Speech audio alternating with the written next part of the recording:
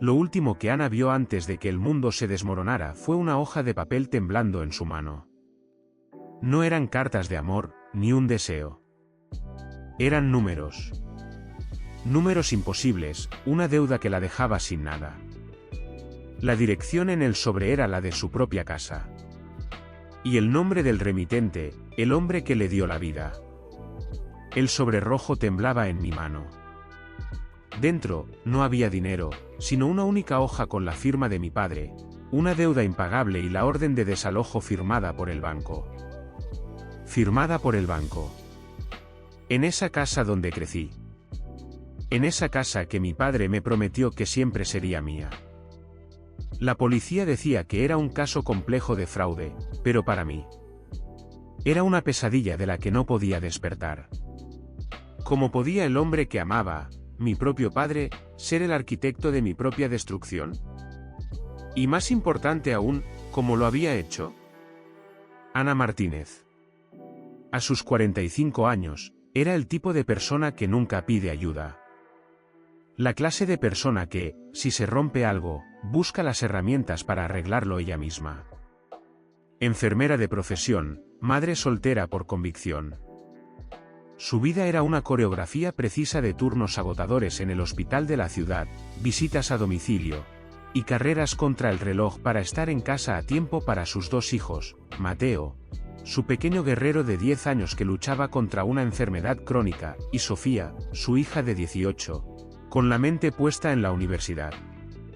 Cada moneda contaba. Cada hora extra era una victoria.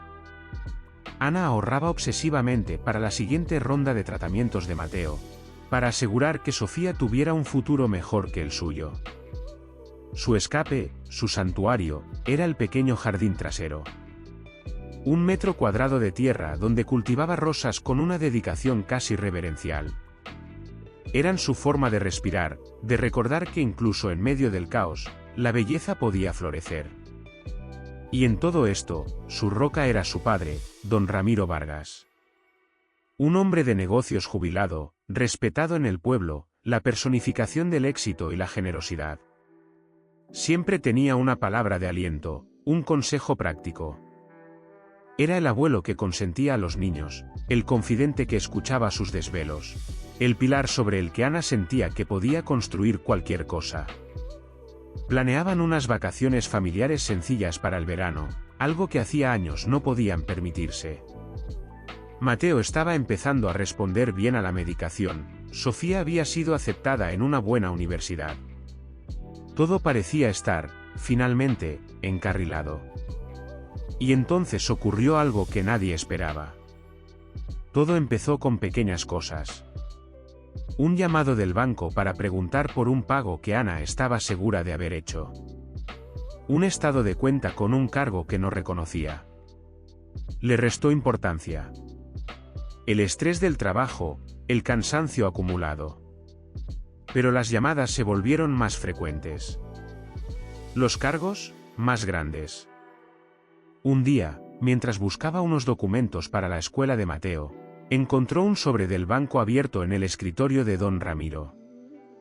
No pensó nada malo, su padre a veces le guardaba correspondencia importante. Lo abrió. Dentro, no había una sino varias cartas. Cartas de advertencia, de cobro, dirigidas a su padre, pero con una dirección secundaria, la casa de Ana. Sola, esa tarde, con Mateo durmiendo una siesta forzada por su condición, Ana sintió un escalofrío.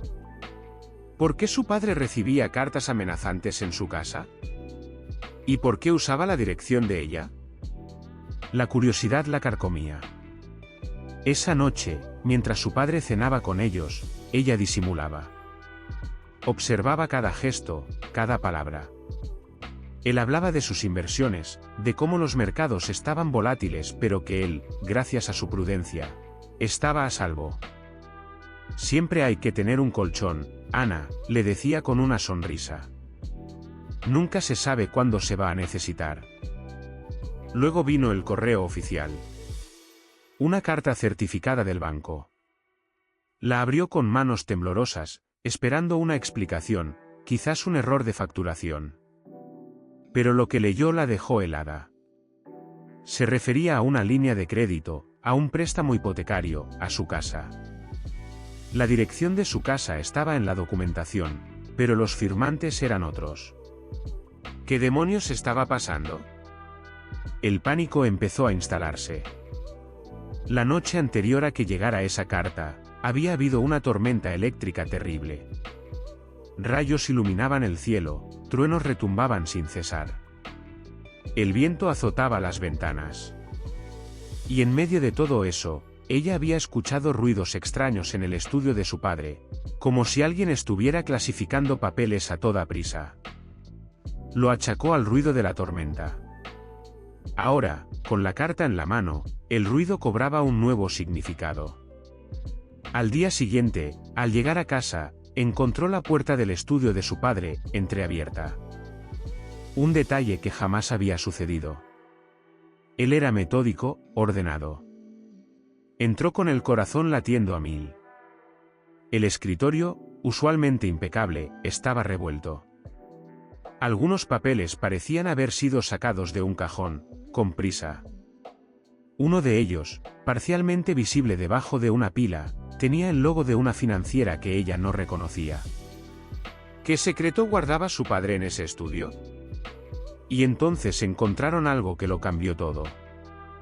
No fue una sola carta. Fue un montón. Escondidas en el fondo de un viejo cajón del estudio de su padre, Ana encontró una pila de documentos.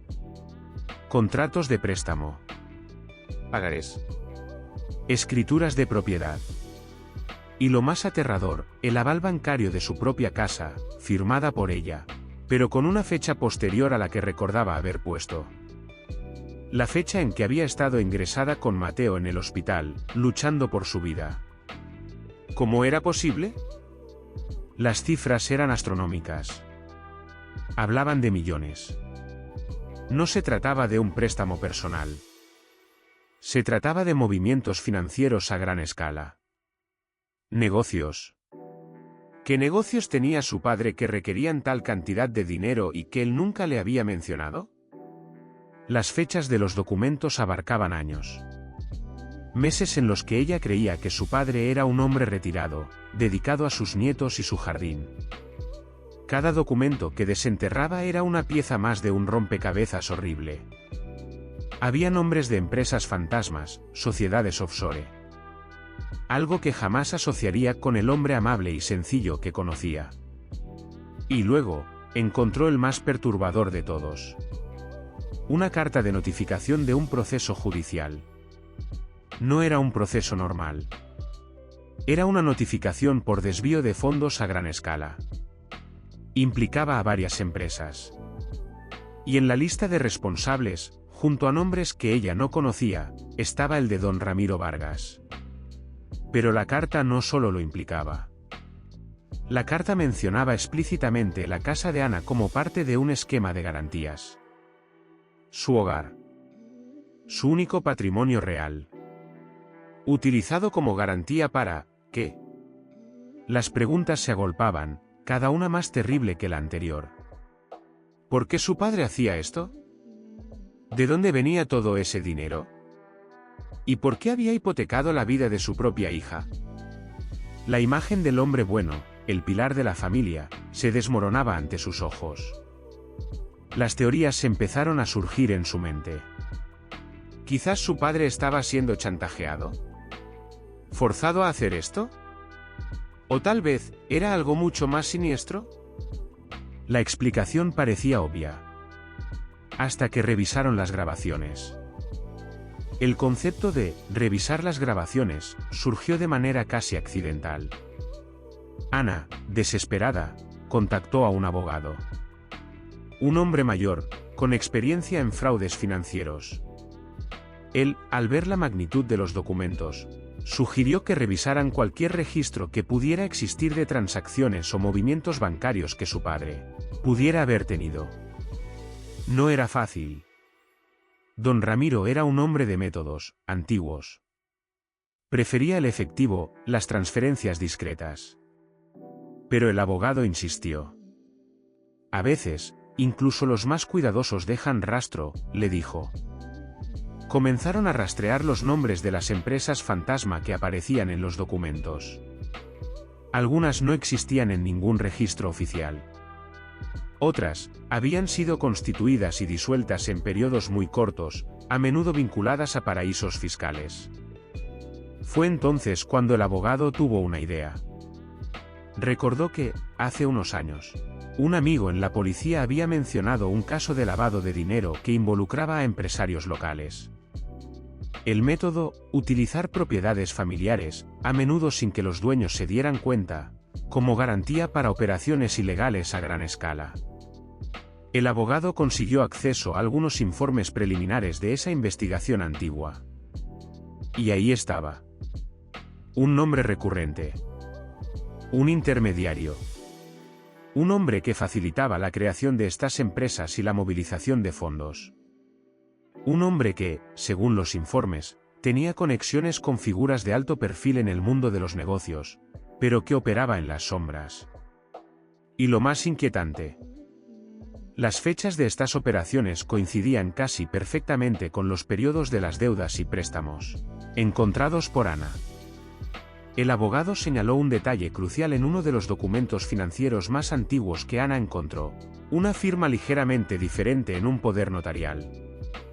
Esta firma, dijo, no es la de tu padre. O al menos, no es la que él solía usar. Ana pensó en las grabaciones. Su padre, a pesar de su edad, a veces grababa conversaciones o reuniones de negocios, según él, para tener un registro. No eran cámaras de seguridad, eran grabaciones de audio antiguas. Con la ayuda de un técnico forense, lograron recuperar fragmentos de algunas de estas grabaciones de cintas de carrete antiguo. Al principio, solo eran murmullos, ruido. Pero luego, encontraron algo que lo cambió todo. En una grabación de hace unos 5 años, se escuchaba claramente la voz de su padre discutiendo términos, hablando de garantías inmobiliarias y de la necesidad de mover el dinero rápido. Y lo más escalofriante, se oía otra voz, más joven, más dura, instruyendo a su padre. Recuerda, Ramiro, la casa de tu hija es el mejor aval. Nadie sospechará. Las piezas empezaban a encajar. Pero la conclusión más perturbadora de todas era la que se desprendía de los fragmentos de conversación y los informes de investigación. Esto no era un error, no era un chantaje aislado. Era un esquema deliberado, paciente y millonario, orquestado por alguien que conocía a la familia a la perfección. Pero, ¿quién era realmente ese alguien?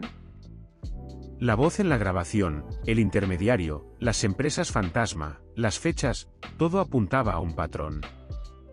Don Ramiro Vargas, el hombre de negocios retirado, el abuelo cariñoso, no era solo un peón en un juego más grande. Era el cerebro detrás de una sofisticada red de lavado de dinero y fraude. Utilizó su respetabilidad, su aparente inocencia, para operar impunemente durante años. Pero el verdadero horror estaba en cómo lo hizo. No solo desvió fondos de sus propias inversiones, o de socios desprevenidos. El informe policial y los documentos financieros de Ana demostraron que, para asegurar sus operaciones, había utilizado lo más sagrado: la confianza de su propia hija. Simuló quiebras, creó deudas ficticias, y lo más cruel de todo, usó la propiedad de Ana como garantía principal en un esquema Ponzi internacional. Los millones que movía no eran solo para él. Eran para mantener a flote un esquema cada vez más insostenible, donde los primeros inversores eran pagados con el dinero de los últimos. La operación era tan masiva, tan intrincada, que las autoridades tardaron años en desmantelarla por completo. Don Ramiro, con su fachada de hombre mayor y enfermo, logró evadir la justicia por un tiempo, manipulando a todos a su alrededor. Crescendo, la carta que Ana recibió, la orden de desalojo, no fue el inicio de sus problemas. Fue el final de su ignorancia. Fue el momento en que el castillo de naipes construido sobre la traición se derrumbó. La ausencia de un reveal más misterioso es, en sí misma, lo más aterrador. No hubo fuerzas sobrenaturales, ni conspiraciones de sombras ajenas a la familia.